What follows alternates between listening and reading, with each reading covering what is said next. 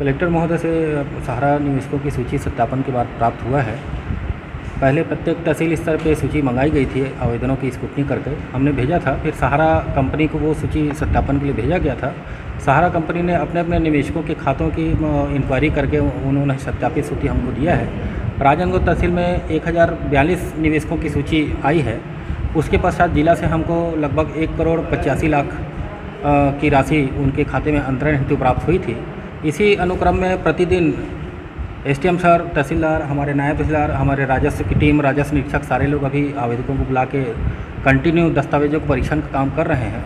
उनके खाते account number की भी हम जानकारी ले रहे हैं ताकि गलत खाते में जानकारी ना जाए, राशि ना जाए।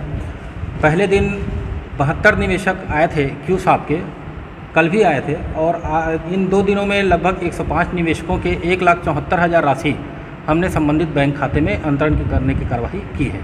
आज भी हम बुलाए हैं सहारा क्रेडिट के निवेशक, क्यू सब के बाकी जो निवेशक हैं वे सत्यापन के लिए आ रहे हैं। जैसे जैसे जानकारी होते जा रही है वे आ रहे हैं, अपने दस्तावेजों का सत्यापन काम कराते जा रहे हैं। और जिन निवेशकों के दस्तावेजों का सत्यापन सही होते जा रहा है, प्रतिदिन उनके खाते में राशि अंतरण करने की कार्रवाई हम करते जा रहे हैं।